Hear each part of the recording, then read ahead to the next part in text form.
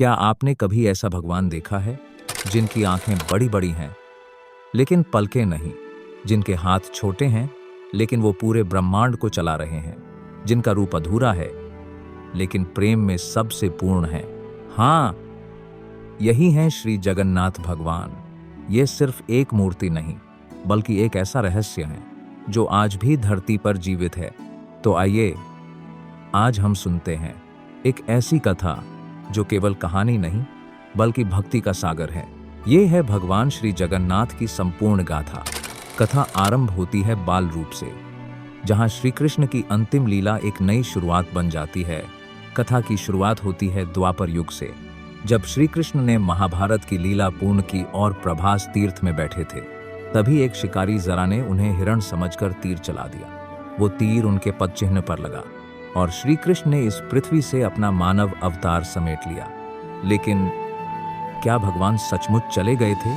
नहीं, उनका शरीर तो विलीन हुआ, पर उनका हृदय, उनकी आत्मा लकड़ी के रूप में धरती पर रह गई। कहा जाता है वो लकड़ी ही आगे चलकर बनी दरु ब्रह्म, और आज भी उसी लकड़ी का अंश जगन्नाथ भगवान की मूर्ति में विराजमान है। श्री कृष्ण का आत्म तत्व अब नील माधव के रूप में एक नई खोज का हिस्सा बनने वाला था। कई वर्षों बाद मलवा, वर्तमान उज्जैन के राजा इंद्रद्युम्न को एक सपना आया। सपने में एक दिव्य वाणी हुई, हे राजन, पूर्व दिशा में एक पर्वत है नीलांचल, वहां समुद्र किनारे में छिपा हूं नील माधव नाम से। तुम आओ और मेरा मंदिर बनाओ।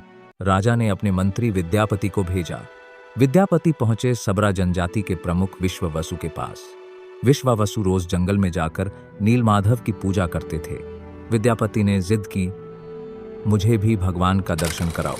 बहुत मना करने के बाद विश्ववसु ने शर्त रखी कि आंखों पर पट्टी बांधकर ले जाएंगे। लेकिन विद्यापति चतुर थे।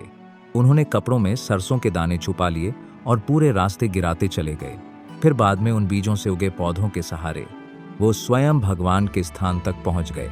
वहां उन्होंने पहली बार देखा नीलमाधव, नीले रंग के, अद्भुत तेजस्वी, एक ऐसी मूर्ति जिनकी पूजा देवता भी करते थे। विद्यापति अभिभूत हो गए और राजा के पास लौटकर सारी कथा सुनाई। पर जैसे ही दर्शन का सौभाग्य मिलने को था, प्रभु फिर एक रहस्य बनकर अंतर्ध्यान हो गए। राजा इंद्रद्युम्न स्वयं वहां पहुंचे, लेकिन जब उन्होंने नीलमाधव के दर्शन करने चाहे तो वो अंतर्धान हो चुके थे। राजा व्याकुल होकर रो पड़े। तभी आकाशवाणी हुई, हे राजन, शोक मत करो, अब मैं स्वयं एक नए रूप में प्रकट होऊंगा। समुद्र से एक दिव्य काष्ठ निकलेगा, उसी से मेरी मूर्तियां बनेंगी। लेकिन भगवान ने अपना वचन निभाया और समुद्र ने उनका दिव्य स्वरूप पृथ्वी पर भेज दिया। कुछ समय बाद समुद्र तट पर एक विशाल लकड़ी का लट्ठा बहकर आया। उस लकड़ी को सैकड़ों लोग मिलकर भी हिला नहीं पाए। लेकिन जब राजा इंद्रद्युम्न स्वयं वहां पहुंचे और भक्ति से नमस्कार किया तो लकड़ी हल्की हो गई और अपने आप राजमहल तक चली आई। ये वही लकड़ी थी जिसमें भगवान श्री कृष्ण का अमर आत्मा तत्व छिपा था। अब जब स्वरूप आ चुका था तो प्रश्न उठा, उसे मूर्तिमान कौन करेगा? और वहीं से आरंभ हुई एक दिव्य कारीगरी की लीला, मूर्ति निर्माण का रहस्य। अब प्रश्न था, इस लकड़ी से मूर्तियां कौन बनाएगा? तभी एक वृद्ध बढ़ई दरबार में आया। वो कोई साधारण बढ़ई नहीं बल्कि स्वयं विश्वकर्मा जी थे। उन्होंने कहा, मैं मूर्ति बनाऊंगा, लेकिन एक शर्त है, जब तक मैं काम करूं कोई दरवाजा नहीं खोलेगा। यदि किसी ने दरवाजा खोला तो मूर्तियां अधूरी रह जाएंगी। राजा ने यह शर्त मान ली। दिन बीतते गए, भीतर से लकड़ी काटने और छेनी, हथौड़ी की आवाज आती रही। लेकिन 21वें दिन आवाजें आनी बंद हो गईं। रानी घबरा गईं कि कहीं वृद्ध मर तो नहीं गए। उन्होंने दरवाजा खुलवा दिया और जैसे ही दरवाजा खोला गया वो वृद्ध अंतर्धान हो गए। भीतर 3 मूर्तियां पड़ी थीं, अधूरी लेकिन दिव्य, न हाथ पूरे, न पैर, न पूरी आंखें, लेकिन उनमें एक असीम तेज था। और यहीं से हुआ एक ऐसा चमत्कार जहां अधूरी मूर्तियों में भी संपूर्ण ब्रह्म का वास स्थापित हो गया। राजा इंद्रद्युम्न दुखी होकर रोने लगे, हे भगवान, मैंने गलती कर दी, अब मैं क्या करूं? तभी आकाशवाणी हुई, हे राजन, ये अधूरा रूप ही मेरा सबसे पूर्ण रूप है, क्योंकि इसमें शरीर नहीं सिर्फ प्रेम और आत्मा है। यही होगा जगन्नाथ स्वरूप। और इस प्रकार 3 अधूरी मूर्तियां बनी। 1 जगन्नाथ स्वयं श्री कृष्ण, 2 बलभद्र बड़े भ्राता बलराम, 3 सुभद्रा भगवान की बहन। जब भगवान अपने अधूरे लेकिन प्रेम से पूर्ण स्वरूप में प्रकट हुए तो राजा इंद्रद्युम्न ने उस दिन को जीवन का सबसे बड़ा वरदान माना। उन्होंने उसी समय भव्य मंदिर निर्माण की योजना बनाई और बनवाया जगन्नाथ मंदिर, जो आज भी पुरी, उड़ीसा में स्थित है। मूर्ति और मंदिर तो बन गए, लेकिन ईश्वर की सेवा अब भी अधूरी थी। और फिर आया वो आदेश जिसने सेवा को वंश परंपरा से जोड़ दिया। राजा ने सोचा, मैं स्वयं पुजारी बनूंगा, परंतु तभी आकाशवाणी हुई, हे राजन, ये मेरा धाम है और ये धाम केवल सेवा न कि स्वामित्व के लिए है। यहाँ पुजारी बनेंगे वे लोग जिनके हृदय में वर्ण, जाति या अहंकार का भेद नहीं। यह सेवा मिलेगी शबर वंशजों को जो नील माधव की पूजा करते आए हैं।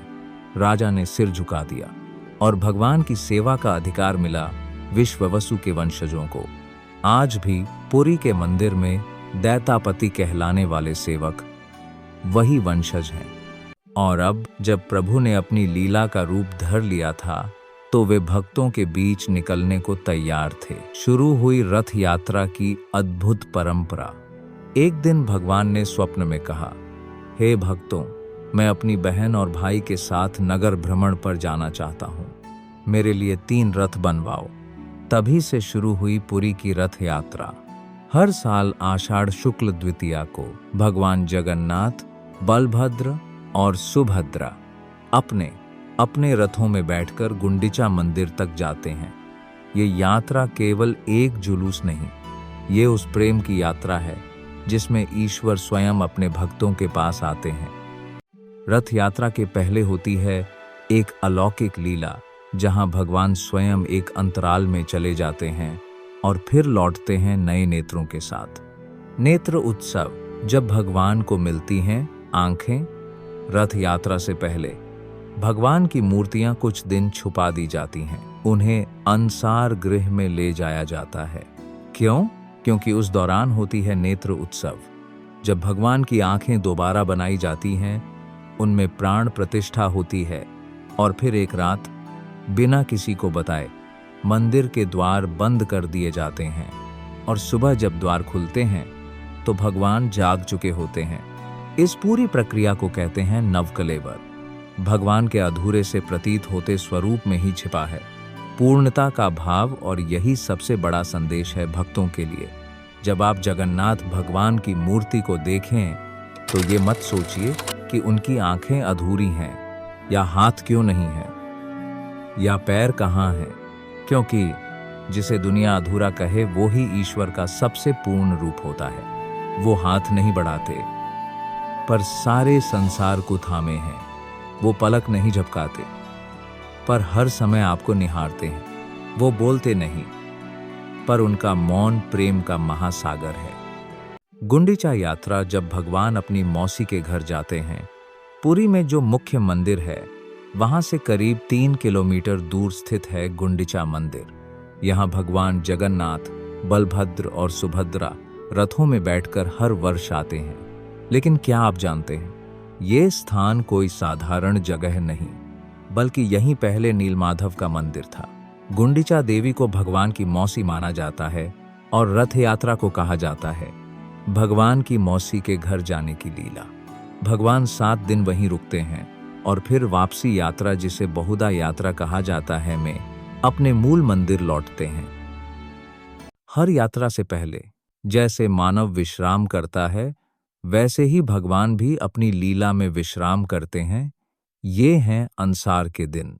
बीमार होते हैं भगवान अंसार के दिन। रथ यात्रा से पहले एक अद्भुत घटना होती है। भगवान बीमार पड़ जाते हैं। जी हाँ, सुभद्रा, बलभद्र और जगन्नाथ जी को ज्वर हो जाता है। इसे कहते हैं अनवसर काल या अंसार। भगवान को नीम, तुलसी की औषधियां दी जाती हैं। सेवक दैतापति ही उनकी सेवा करते हैं। इन 15 दिनों में कोई भक्त उन्हें नहीं देख सकता। क्योंकि भगवान विश्राम कर रहे होते हैं। ये लीला हमें याद दिलाती है कि ईश्वर भी अपने भक्तों की तरह व्यवहार करते हैं ताकि उनसे आत्मीयता बनी रहे। और जब ईश्वर स्वस्थ होकर दोबारा प्रकट होते हैं, तब वो नेत्रोत्सव की पावन लीला रचते हैं जिसमें आत्मा का पुनः प्रकट होना होता है। नेत्रोत्सव और नवकलेवर। जब भगवान स्वस्थ हो जाते हैं तो होता है नेत्रोत्सव। उनकी आंखों को दोबारा रंगा जाता है, जिसमें प्राण प्रतिष्ठा होती है। हर 12 से 19 वर्षों में जब मूर्तियां बदली जाती हैं, उसे कहते हैं नवकलेवर। नया शरीर, लेकिन वही दिव्य आत्मा। उस आत्मा को कहा जाता है ब्रह्म तत्व, माना जाता है। वही भगवान श्री कृष्ण का हृदय है, जो आज भी जीवित है, जो पुरानी मूर्ति से निकालकर गुप्त रीति से रात के अंधेरे में बिना किसी को बताए नई मूर्तियों में स्थापित किया जाता है। जिस व्यक्ति को ये कार्य सौंपा जाता है, वो उसकी समाप्ति के बाद जीवन भर मौन व्रत ले लेता है। और अब जब सारे रहस्य खुल रहे थे, तब एक ऐसा प्रसंग आया जिसने सच्चे प्रेम की परीक्षा ली, जब माता लक्ष्मी स्वयं श्री मंदिर छोड़ गईं। ये कथा है लक्ष्मी माता का श्री मंदिर त्यागने का रहस्य। एक दिन की बात है, पुरी में विशाल रथ यात्रा की तैयारियां चल रही थीं। भगवान जगन्नाथ, बलभद्र और सुभद्रा तीनों रथ पर चढ़कर गुंडीचा मंदिर की ओर प्रस्थान करने वाले थे। हर ओर भक्तों का जनसैलाब था। लेकिन उस दिन लक्ष्मी माता ने देखा कि रथ यात्रा के दौरान ना उन्हें आमंत्रण दिया गया, ना उनके लिए कोई स्थान रखा गया। उनके हृदय में पीड़ा हुई। वे बोलीं, प्रभु, मैं आपकी पत्नी हूँ, अर्धांगिनी हूँ, फिर इस यात्रा में मेरा कोई स्थान क्यों नहीं? आप सब कुछ लेकर चले गए, भाई बहन, सेवक, भक्त, लेकिन मुझे बिना बताए क्यों चले गए? उनकी व्यथा इतनी गहरी थी कि उन्होंने श्री मंदिर छोड़ने का निर्णय लिया। वो चली गईं, नाराज होकर, और जा बसीं एक छोटे से मंदिर में, जो आज भी लक्ष्मी नारायण मंदिर के नाम से प्रसिद्ध है, पुरी में। और तभी से एक परंपरा बनी कि जब भगवान जगन्नाथ रथ यात्रा पर जाते हैं, मंदिर का नील चक्र और पताका उतार दिया जाता है, क्योंकि जब लक्ष्मी मंदिर में नहीं होती तो वैभव और ऐश्वर्य भी मंदिर छोड़ देता है।